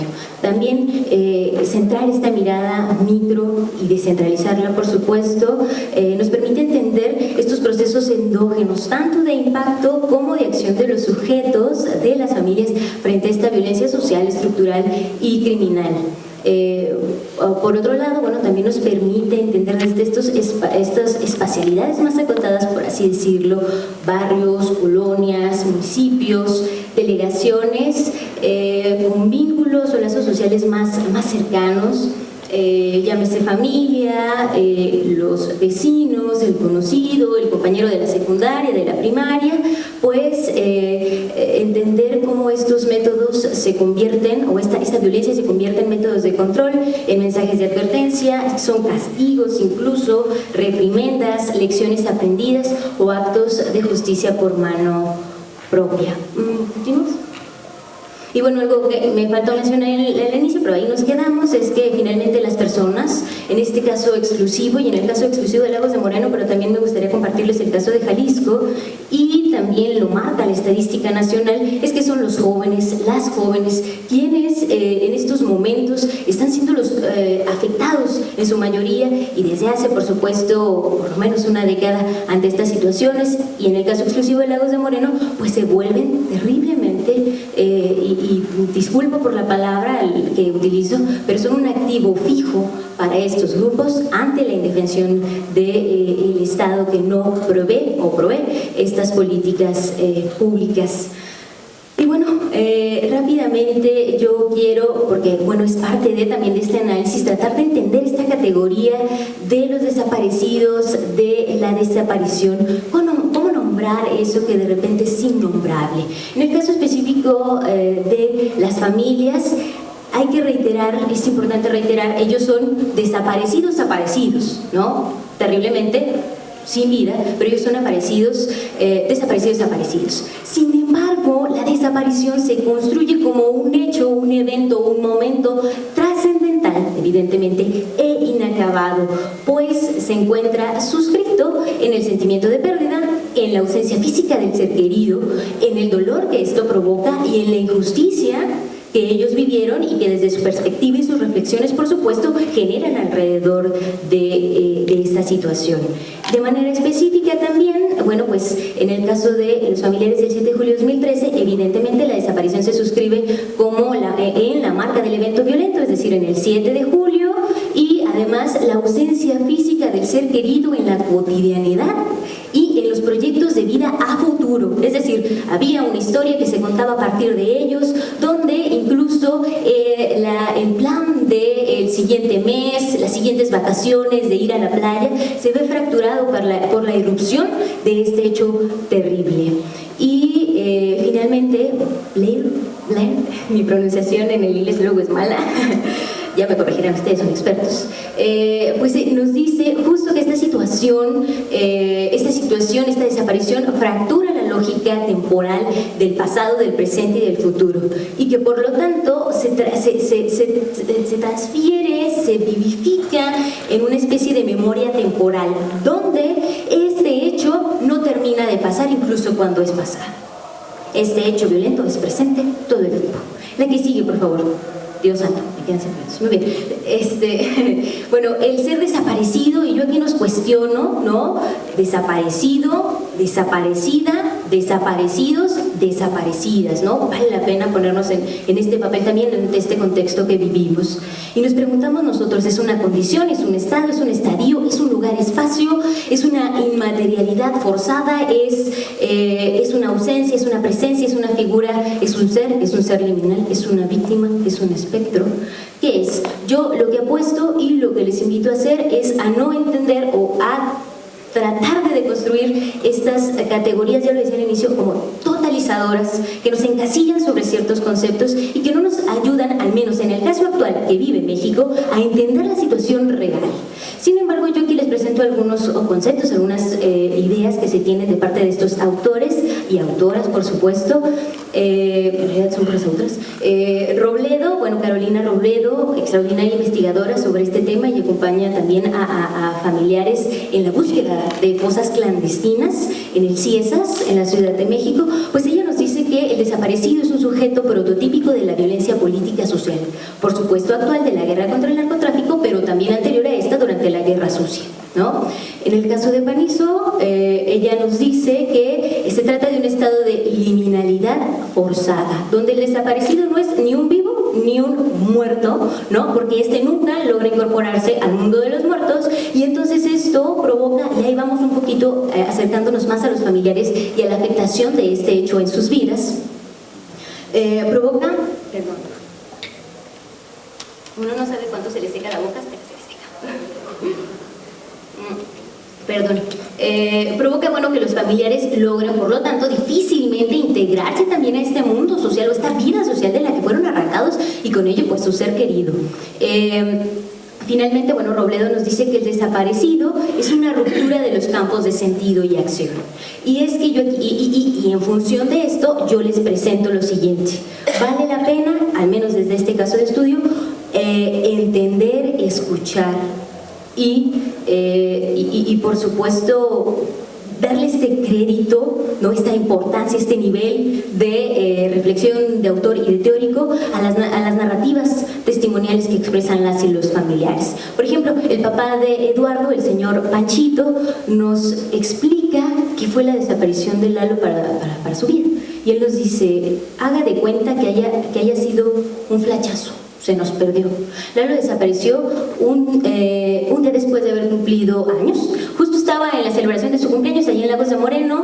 Se hacen unas botanas típicas que son unas tostadas picosas, que es pues como pico de gallo con mucho chile, muy enchiloso por cierto. Y bueno, él lo preparó porque no había mucho dinero ese día y decidió que en el taller mecánico donde trabaja su familia, bueno, pues ponerse a celebrar con un amigo más. Ahí mismo es donde los deja sus papás, ¿no? Ahí le llevan su salsita, le llevan su refresco, ahí se queda. Ellos entran a la casa, se duermen, pues es una vida normal, ¿no? Cotidiana. Bueno, llegan unos amigos, le dicen que sí van a celebrar y bueno, esa es la última vez que lo ven, ¿no? Entonces, por eso es un flachazo, un instante. Está y ya no está. Por favor, el que sigue, Dios santo. Para nosotros, bueno, la apuesta teórica y que nos ayuda a entender más esta situación, porque insisto, son desaparecidos, y además es una reflexión bastante interesante la que hace Stamchansky, también me disculpo por esa pronunciación. Ella observa el desaparecido como un espectro, donde el desaparecido es ausencia y presencia, donde el cuerpo en su ausencia deja una marca que no es vacío, sino presencia, la presencia de la ausencia. Y es que si bien no hace un símil entre el desaparecido y el espectro, es decir, no es lo mismo, pero sí ayuda a entender la situación, nos dice que este es un ser que no está, pero tampoco termina de irse, es decir, sí, y por lo tanto siempre pues amenaza con regresar, ¿no? Incluso en estos familiares es bien interesante, no sé si es arrollador y terrible darse cuenta cómo este hecho, que se supone podría terminar tras la localización del ser querido, no concluye, sino se queda, ya lo decíamos al principio, como una marca perpetua en la historia de vida que continúa haciéndose presente, porque a ello se suma, por supuesto, la ineficiencia de los servicios médicos forenses en el Estado, la crisis en el Estado, la Federación, en el país, pues. Y con ello la crisis forense y la falta de credibilidad hacia estas instituciones que, por ejemplo, permiten que esta familia a 6 años de esta terrible tragedia, por ejemplo, no hayan logrado tener totalmente la certeza, pese a que se les entregó un documento con una prueba genética que afirmaba que esos restos que encontraron en ese lugar pertenecían a su ser querido, hasta el momento no sean lo suficientemente que tengan esa credibilidad que les permita cerrar, si es que eso podría cerrarse, esta situación. Y bueno, finalmente este vacío que decíamos que está resignificado por la ausencia y la presencia, ¿sí? Pues se hace vivido, está, y se significa a través del discurso y a través de la memoria, por supuesto, como los significantes de esta presencia. La que sigue. Y bueno, aquí, si bien decíamos que también es un proceso que rompe, que fractura, que es doloroso y que es fragmentario de los campos de sentido de acción, Panizo y Regueiro nos dicen que si bien esto sucede, también ante los sujetos, ante las familias, prevalece la necesidad de reconstruirlas. Y es que a qué voy, si bien estamos contando estas experiencias que están arrollando a los sujetos, vale la pena pensar que también ellos son lo suficientemente, no sé si utilizar la palabra capaces, pero proactivos, actores, o sea, ya utilizamos otras al principio, para entender que ellos reaccionan. Y es que Irasusta nos dice que en el caso de las desapariciones y ante la emergencia de esta situación, los familiares consiguen reaccionar y a través de algo que él llama el trabajo de hacer aparecer a los desaparecidos, y que en función de eso este trabajo se tecnifica a partir de pues la serie o el conjunto de acciones que detonan, desde una marcha, desde una ida a la fiscalía, a la procuraduría, a poner una denuncia, hasta una acción tan grande como por ejemplo poner un mural memorial de sus seres queridos. Y es que en ese sentido el trabajo de hacer aparecer a los desaparecidos y la tecnificación de lo que nos permite entender es cómo, me quedo un minuto. Bueno, es cómo es que ellos consiguen, bueno, hacer de este motivo de lucha, por supuesto, la aparición de sus seres queridos y luego la acción civil y darle sentido a ese dolor que tienen. ¿La que sigue? Bueno, pues ahí está, es más o menos lo mismo. La que sigue, en el caso específico de las familias, lo que se hace, bueno, es que la articulación de la lucha se hace a través de entender que la inocencia de los sujetos, la injusticia, que ya lo decíamos, la identificación de otros sujetos del delito, y de manera particular este espacio de organización colectiva se hace dentro del espacio oficial. Es decir, cuando van a poner una denuncia, se reconocen ese día que no solo está desaparecido su hijo o el cone, sino también está desaparecido Lalo, y entonces ven a la mamá a la hermana de Rodrigo y dicen, bueno, entonces estamos todos reconocidos alrededor de esto. La que sigue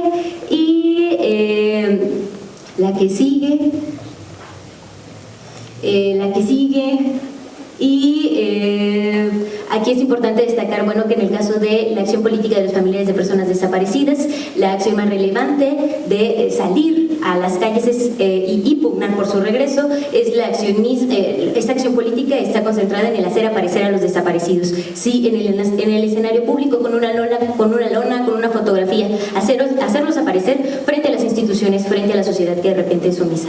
La que sigue. Y bueno, porque pues por supuesto, ¿no?, lo más intolerable de la desaparición es la desaparición incluso de la muerte.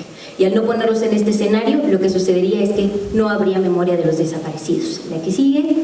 Y bueno, la que sigue, ya les he contado un poco de las acciones de los familiares. En el caso de la búsqueda de justicia, ya lo decíamos, también las instituciones, dada su falta de credibilidad, dada estas situaciones de donde el Estado ha sido invisible ante los reclamos de las familias, nosotros lo que buscamos también fue preguntar a los familiares, ¿qué es para usted la justicia? Y es que Hernández nos dice que hay que buscar comprender estos contornos de la justicia desde abajo. El que sigue y... rápidamente, bueno, ahí está, hay como una reflexión alrededor de la justicia ideal, que es la sanción a los responsables, por supuesto, la justicia divina, donde ante el no actuar del Estado, lo que ellos hacen es pues apelar a la religión y decir, bueno, Dios es el responsable de sancionar a ellos y bueno, en su salud lo hallarán, pero finalmente ellos se reconocen como accionantes de esta justicia. Y con eso, le damos otra. Ellos reconocen otra justicia, una justicia de la que ellos son los actores principales, los que permiten que esa justicia permanezca, que rememore a las víctimas y que es accionada por ellos mismos. Por eso, bueno, decimos que estos sentidos de justicia emergen desde abajo por la ruptura también de estos escenarios de justicia jurídica o que debe proveerle al Estado, pues que han fallado. Y por último, yo solo lo dejaría para ya no quitar más tiempo a las reflexiones. ¿Podemos dar la que sigue? Yo leo así como si así cambiara, ¿verdad? Pues nosotros decimos, la que sigue, que el accionar, y la última, el accionar de estas familias desde su hacer, lo que nos proponen o que nos ponen de frente es una propuesta. La propuesta es resistir ante esta vulneración del Estado con su accionar conjunto para construir una memoria de sus seres queridos, en este caso, que fueron localizados en vida, y como ya lo decía, para generar escenarios de vida más justos para sí mismos, pero también con su accionar cotidiano, no solo lo hacen por ellos, sino por otras familias que han sido víctimas también de esta desaparición terrible, y por todos y cada uno de nosotros que estamos aquí, que estamos afuera y que aún nos toca ser víctimas de una desaparición o quizá de algún ser querido cerca. Y con ello lamento si en esta sala hay una persona que tenga un familiar, un ser querido desaparecido, decirle, bueno, que estamos aquí, que nos acompañamos y hay que reconocernos como parte también de esta situación. Muchas gracias. Perdón por la...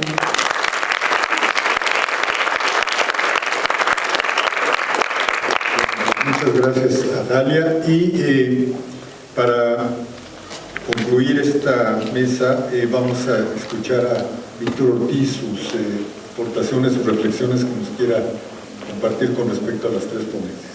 Muchas gracias. Muchas gracias a ustedes por estar sufriendo durante estos 3 días y las horas que llevamos. Porque hay sufrir tiene la idea de soportar, y están soportando muy bien. Empezamos un poco la mesa con la idea del desierto de lo real, y eso nos lleva a una diferencia, los matices que hay entre la realidad y lo real. Lo planteo y al final vamos a retomar un poco esta idea, ¿no? También apareció la idea de lo abyecto, y etimológicamente abyecto es abstenerse de lanzar. Hay un émbolo que tiene que dar con un blanco y ahí se produce lo simbólico. Abyecto es no lo lanzo, o sea, no tengo un proyecto. Y esto me parecía interesante porque pareciera que en estas condiciones de sufrimiento y de violencia lo que está surgiendo es de alguna forma muchas condiciones para la construcción de un sujeto abyecto, un sujeto que no quiere participar, que no quiere nada que ver con eso. Yo no salgo, yo no tengo proyecto, yo no quiero entrar en eso, ¿no? Entonces, eso también es bien interesante porque en épocas de ruptura de tejido social y cosas que se dicen por ahí, me llama mucho la atención las muchas formas de participación que estamos teniendo como poblaciones, como grupos de población, y me parece que lo abyecto es una de las posibilidades que estamos teniendo como sujetos, ¿no? Bueno, viendo, y me pareció muy interesante el orden en que fueron compartiéndonos. La mesa también podría haberse llamado las sustancias, el contexto cultural, el género y la violencia extrema. Surgen inquietudes, por ejemplo, ¿qué significa para la gente la sustancia? ¿No? Porque no es lo mismo meterme alcohol con los cuates que meterme cristal solo en mi casa, o que ¿no? Entonces, los múltiples significados, la función social de estas sustancias, son sucedáneos de realidad, son sustitutos, son negadores de realidad, son... no, ahí hay preguntas que me parecen muy interesantes, y bueno, también lo que planteaste, Francisco, este gradiente que hay entre los servicios profesionales y el fraude que hemos visto, por ejemplo, en algunos lugares llamados anexos, y digo llamados entre comillas, o sea, no estoy hablando de todos los anexos, sino lugares que se hacen pasar por anexos, ¿no? Que terminan en una suerte de explotación, etcétera, ¿no? Entonces, y el papel del Estado ahí, ¿no? Digo, porque los centros de integración juvenil son asociación civil, ¿no? ¿Qué está haciendo el Estado? Otra pregunta. Y también me llama muchísimo la atención la proliferación, la diversificación de las sustancias. O sea, no acaban de trabajar atendiendo las 300 nuevas sustancias cuando hay 700 nuevas, ¿no? O sea, allá hay algo, me explico, allá hay algo que está queriendo decir mucho, ¿no?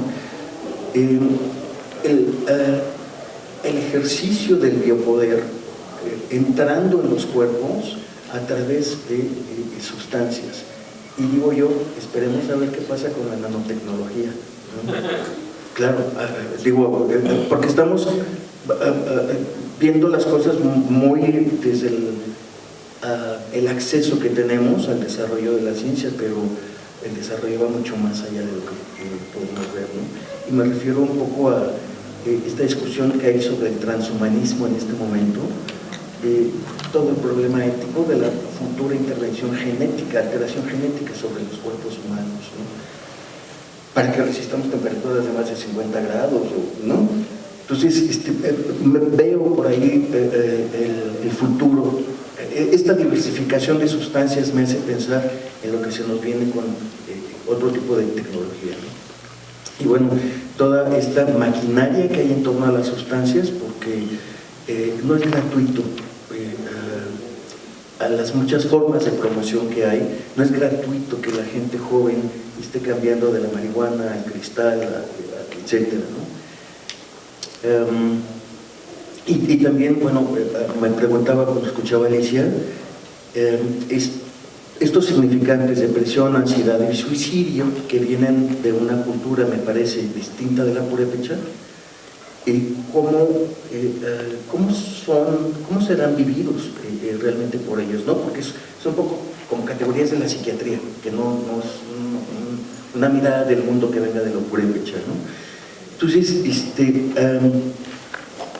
conforme te escuchaba, yo decía, bueno, con normas tan castrantes, ¿cómo no suicidarse? ¿No? Yo me identifico como Visco Hanti, aunque sea grosero, pero sí, ¿no? Cuando es muy asfixiante la estructura social, qué tipo de sujeto produce y cuáles son las posibles escapatorias, salidas que tiene ese sujeto. Y mientras más estigmatizadas están esas salidas, es porque son las únicas que quedan y no se quiere que se las tomen, ¿no? Y sobre todo porque son mujeres, ¿no? Entonces, yo escuchaba una descripción de una violencia estructural brutal hacia las mujeres, ¿no? Y bueno, es un entorno que, fíjate, ¿no? También el entorno no da posibilidades de cumplir todos los requisitos para ser una mujer de honra, pero sí da salidas para, como el suicidio, ¿no? Entonces, ahí hay unos mecanismos, ¿sabes? Personalmente yo no creo que ninguna etnia conserve una pureza, creo que es más bien la gente que hacemos las ciencias sociales que tenemos la ilusión de encontrar la verdad verdadera y la pureza pura, que es un asunto, una mirada muy religiosa detrás, ¿no? Exacto, voy a encontrar a Diosito, el de verdad, ¿no? Entonces, creo que las culturas han tenido una serie de transformaciones al paso del tiempo y hay una mixtura, pues, ¿no? Entonces, me hacías pensar mucho también en otras culturas, qué tipo de exigencia plantean al sujeto y por una parte, y por otra, la imposibilidad de cumplir esas exigencias, ¿no? Volvemos a la trampa del control de las poblaciones, ¿no? Y me hice pensar un poco, bueno, qué bueno que yo no estoy en esa situación, pero entonces, ¿en qué situación estoy? Entonces, ¿qué parte del sufrimiento social, y ahí va la pregunta para todos y todas, ¿no? ¿Qué parte del sufrimiento social me roza a mí? ¿Qué elementos tengo para bregar ante los generadores de sufrimiento social? ¿Cómo los enfrento? Porque etimológicamente sufrir es soportar, pero también es resistir. Entonces en el sufrimiento mismo ya hay una resistencia. Y hay de sufrimientos a sufrimientos, porque puedo sufrir como un sujeto más activo, con más agencia, o puedo sufrir como víctima, ¿no? Y aquí, bueno, Dalia me hace pensar, el victimario etimológicamente, quien ejerce una victoria sobre alguien. En medio está el sufrimiento, en términos de soportar y resistir, y del otro lado está la víctima, etimológicamente, sobre quien se ejerce una victoria. Entonces, víctima y victimario están articulados por el sufrimiento y por el resistir, ¿sabes? Porque el victimario también está resistiendo a abandonar su papel de victimario, ¿no? Se resiste para poder mantener ahí el lugar de quien ejerce ese poder, ¿no? La desaparición, bueno, no creo encontrar unas conclusiones optimistas. Después, pero, ¿sabes? Es que planteaste una cosa, bueno, varias cosas fuertes, ¿no? La desaparición nos lleva a una situación donde no hay cuerpo donde hacer el performance de la víctima, ¿no? Y lo digo en el mejor sentido, la palabra performance es una puesta en escena, es un guión del cual la sociedad, la cultura me ha dado los elementos para saber que tengo que llorar, que tengo que abrazar, que me tienen que dar el pésame, que hay un guión ahí establecido que nos permite ir elaborando la situación. Bueno, la desaparición me lo impide. No hay cadáver donde poner el muerto, eso es cierto. Y entonces, o vivo con el muerto como papalote toda mi vida, o hago el performance de yo matar a mi hijo, a mi hija, a mi padre. No apareció, hago un rito simbólico donde está muerto y continúo mi vida, ¿no? O me quedo, como planteabas, en esa suerte de limbo, donde su forma de estar presente es su ausencia, ¿no? Y eso es bien interesante porque nos vuelve muy paradójicos nuestros esquemas previos de entender la aparición, desaparición, la presencia, ausencia del otro, ¿no? Además porque no se entiende por qué, no hay una razón de por qué. O sea, si fue un maldito que robó, que bueno, lo mataron, pues qué esperábamos, ¿no? Pero era mi criatura de 11 años de la primaria, ¿no? Bien, aceptar la innombrabilidad de lo imposible podría ser otra posibilidad. Eso es imposible y no tengo cómo nombrarlo. Y cómo entro en una conformidad, ir con la forma, no estoy hablando de conformismo, estoy hablando de ir con la forma, cómo entro en una conformidad de que hay cosas que jamás podré nombrar y que sin embargo están ahí. Y esto implica un roce con lo real. En términos lacanianos, lo que está fuera del significado de lo imaginario. No sé qué sea, pero ahí está. Creo que eso es lo que nos está llevando este tipo de situaciones, ¿no?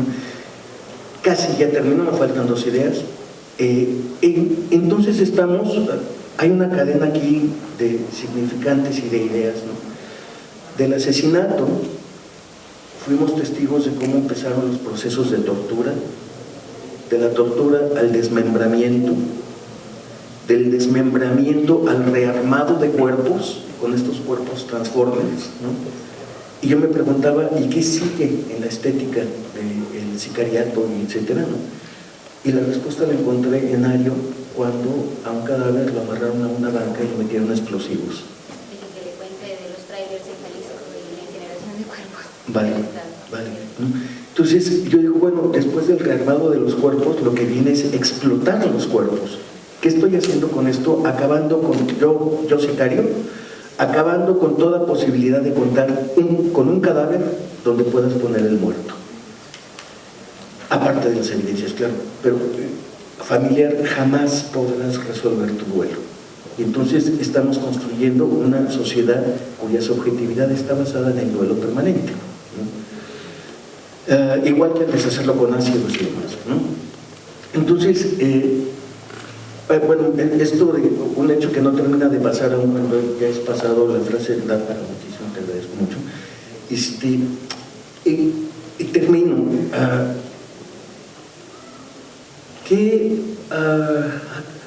¿Qué podríamos pensar en términos, resumir, una de tantas posibilidades de resumir el tema del sufrimiento social? Coincido con Anselm Japp, un filósofo alemán, en el planteamiento de que estamos en una época donde antes alguien tenía que venir a sacarte tu fuerza de trabajo, después tú solito ven y entrégala, y ya cuando ya no sirve para nada tienes las sustancias y déjame de dar plata, ¿no? Y si no, de alguna forma, el poder ejercía violencia sobre el sujeto, ¿no? Y me parece que con todo esto a lo que estamos asistiendo, lo que se vislumbra es la construcción la autoconstrucción de un sujeto mediante la autoviolencia. O sea, yo soy alguien porque me estoy dando en la torre, porque consumo sustancias. Yo soy alguien porque estoy en una situación de una suerte de suicidio velado, metiéndome sustancias, metiéndome en situaciones de violencia, metiéndome con grupos en los que yo sé que en cualquier momento dado pasa alguien en una motocicleta y me balea, ¿no? Pero ese es, ¿en qué medida esa es una de las posibilidades que este mundo nos está ofreciendo para la construcción de un sujeto? ¿No? Y hasta aquí. Muchas gracias.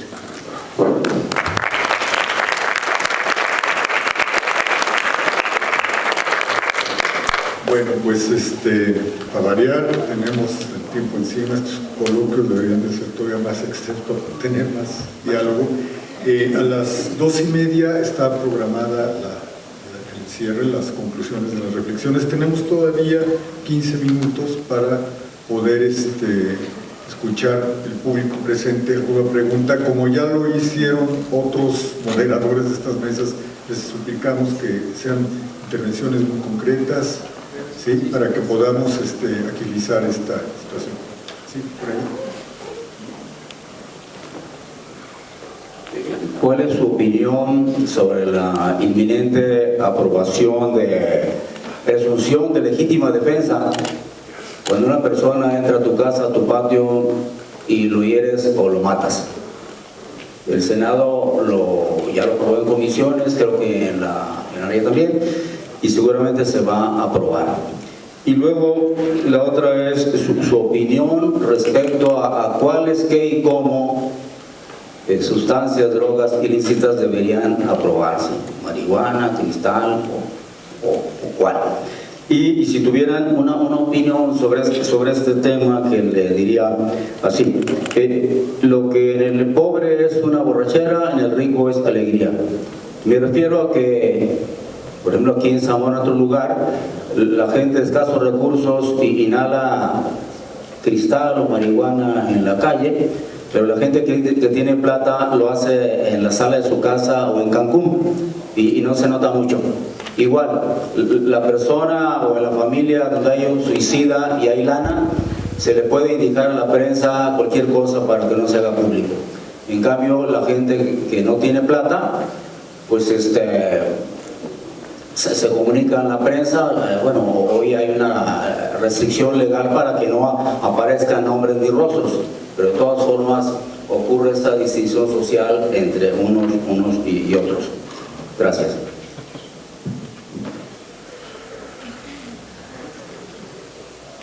Bueno, mi pregunta va para la doctora Alicia. Doctora, los 8 casos de suicidio que vi, esa no vi si eran en qué temporalidad, o sea, en qué año fue o fueron varios años. Esa es una pregunta así cortita. Y otra, se me hacía como muy feo la violencia que ejerce la sociedad en contra de los individuos, las familias.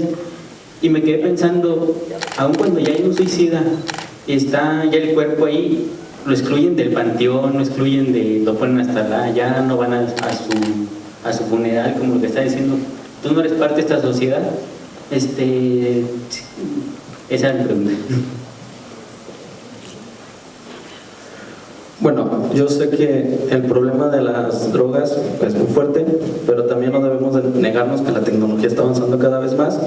Y aquí la pregunta sería, ¿cómo prepararnos hacia las nuevas generaciones de drogas que ya se están dando en países como en China o en Europa, que te venden paquetes por correo electrónico o te lo envían en una página y es audio lo que escuchas y lo que te droga? ¿Cómo prepararnos hacia ese tipo de drogas?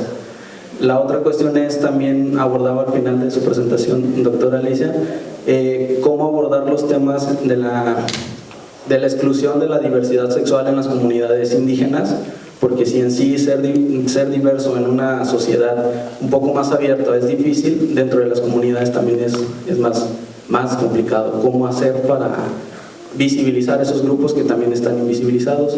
Y por último, Dalia, me gustaría saber cómo hacerle para desde la sociedad poder ayudar a las familias y que no caigan en la revictimización, porque es muy usual escuchar en la calle que dicen, desapareció fulano, lo mataron, pues es que andaba en las drogas, es que andaba ahí, o seguro por algo desapareció.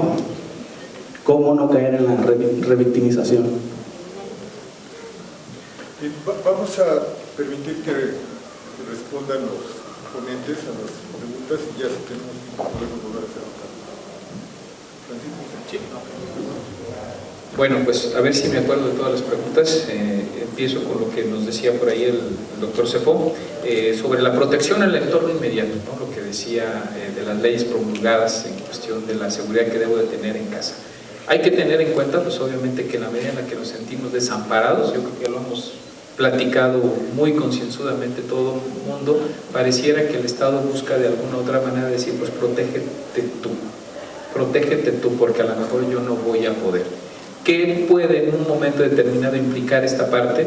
Pues una suerte de gracia para muchos, pensar en que nos podemos armar hasta los dientes, o otra, saber identificar claramente para lo que estamos, ahora sí como dice Víctor hace un instante, en el limbo en el sentido de la seguridad que pudiéramos llegar a tener. Y ahí yo creo que empezamos en un vacío muy fuerte, digo, en el vacío, entendiendo que socialmente nos podemos empezar a sentir desamparados, sabiendo que mi protección me incumbe a mí y a nadie más, ¿sí? Entonces no sé si a lo mejor pudiera contestar que pudiera ser esto una situación. Dos, drogas a legalizar. Bueno, yo soy un firme creyente que en la medida en la que tengamos más drogas a legalizar, más drogas va a haber para comercializar, legal e ilegalmente. Ejemplo de muchos países que han intentado legalizar las sustancias y decir la marihuana es una tercera droga ya, un ejemplo, legalizada, y en el momento en el que el Estado toma el control de esa droga, aparece el mercado negro. Si el Estado vende la marihuana a 2 pesos, vamos poniendo un ejemplo, resulta que hay un mercado negro que te dice yo te la vendo en 1.20. ¿Cuándo vamos a acabar esta situación? Sería muy poco factible esta parte. Y dos, si tal vez dentro del esquema de salud estamos preparados para enfrentar una tercera droga legal. Ejemplo, en México no podemos en el sistema de salud contrarrestar todos los efectos que conlleva el tabaco, una droga legal.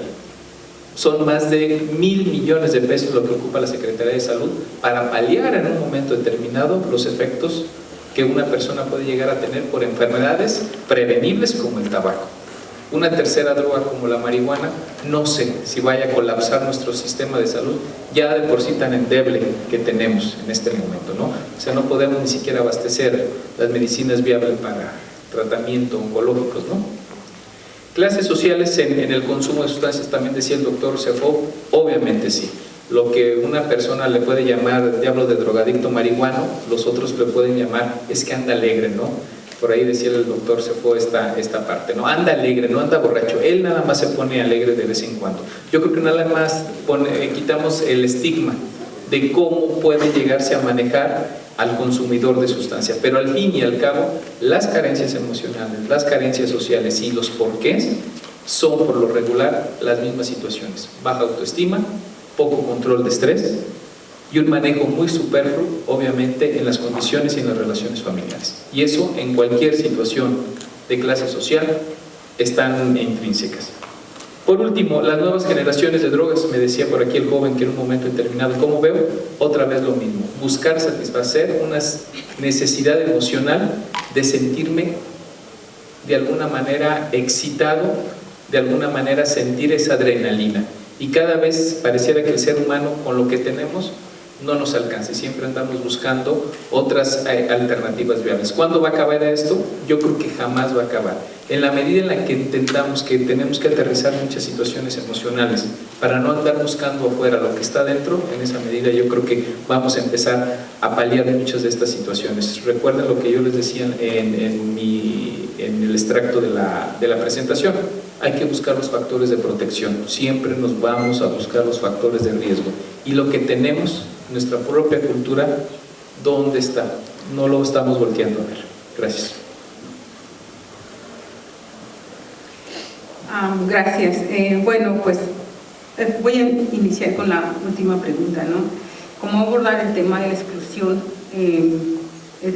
social y género, en este caso la homosexualidad en el contexto indígena? Es complejo, es un poco complejo porque pues son temas poco visibilizados, ¿no? Y en ciencias sociales empieza a haber estudios sobre estas temáticas, principalmente en el caso de los indígenas en Oaxaca, en el Estado de México y en grupos ya muy sectorizados que tienen que ver con el tema, ¿no? Sin embargo, dentro del contexto purépecha, pues apenas están tocándose estos temas. La forma en cómo he logrado resolver metodológicamente esta parte, pues ha sido utilizando herramientas de la etnografía, ¿no?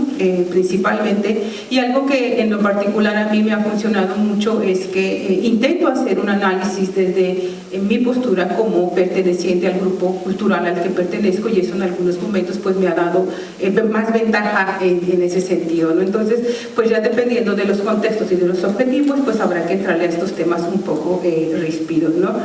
El tema del suicidio y la prensa, al menos para el contexto indígena, no se socializa por esos medios, o sea, las comunidades tienen sus propias estrategias de cómo visibilizar estos temas, ¿no? Y lo más frecuente es que se pasa de voz en voz, ¿no?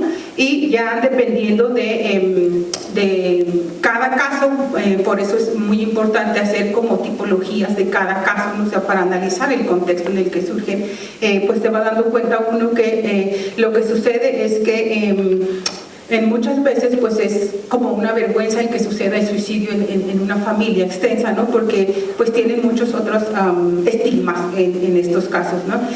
Hasta donde hice el análisis de los 8 casos, ninguno de ellos salió en la prensa, o sea, ninguno. Son temas locales que se socializan en los contextos en donde se dan, ¿no?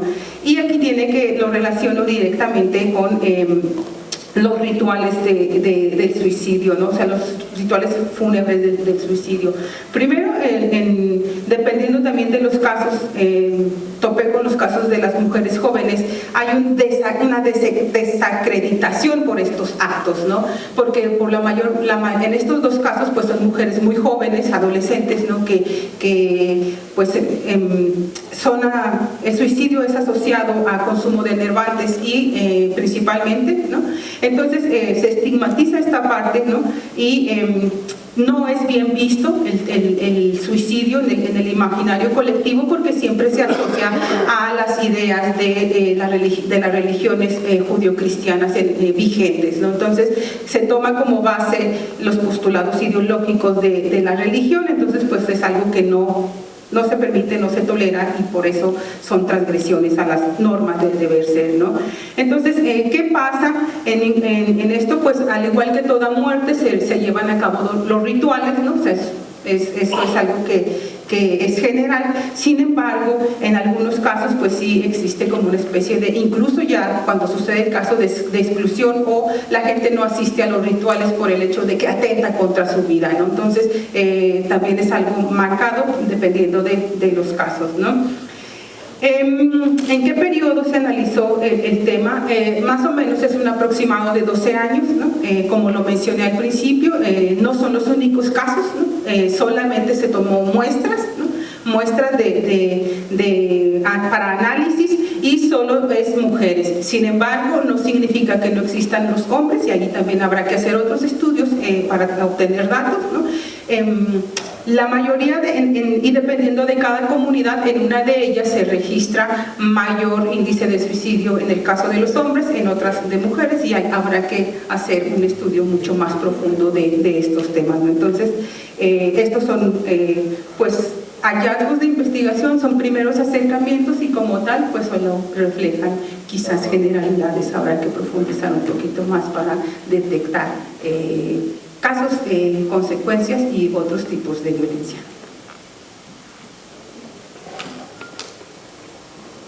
Bueno, yo diría que en este caso se trata de una criminalización de los sujetos.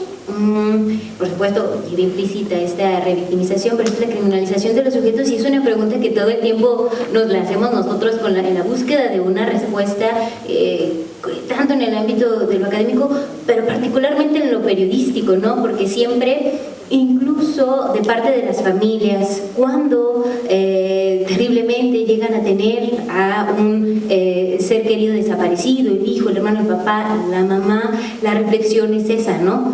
Yo creía que solo le pasaba a los malos, a los que andaban mal, bueno, y una serie de prejuicios alrededor de eso.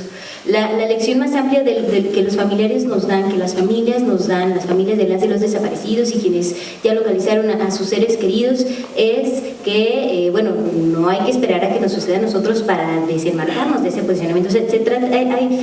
Hay que hacer incluso una reflexión personal de lo que está sucediendo alrededor de nosotros, ¿no? Incluso a lo mejor antes, justo, y bueno, también viene de esta escena de violencia que vivimos. Quizá en el pasado, con la Guerra Sucia, podemos entender que los desaparecidos eran luchadores sociales, ¿no? Defensores, que estaban en contra de pues el proyecto de nación que se tenía en ese momento, ¿no? Claramente en contra de ellos. Y ahora incluso los teóricos nos lo dicen. Bueno, en el caso de México, la desaparición se ha vuelto tan complicada, o sea, tan compleja, que no nos permiten identificar un solo tipo de sujeto que está siendo desaparecido, ¿no? O un sujeto prototípico que nos ayude a entender esta situación. Respecto a... Yo creo que también el acercamiento con las familias nos ayudaría a entender esta real situación, conocer sus historias y finalmente caminar también como personas, como ciudadanos, afectados o no, aunque bueno, suele pasar más que cuando todavía no somos es que creemos eso, pero cuando lo estamos es cuando lo entendemos, pero saber que en el caso de la desaparición y en el entender que esto podría ser como la represalia o el resultado de una mala práctica, hay que entender que existe un sistema de justicia, fallido por supuesto, en el Estado mexicano, pero que todas esas personas que en todo caso cometieron un crimen, robaron algo, venden droga o cualquier otra idea sobre crimen o delito que tengamos, pues deberían de estar pues en una cárcel, ¿no? Muchas gracias por su participación, su presencia. Y bueno, pues un aplauso a nuestros ponentes.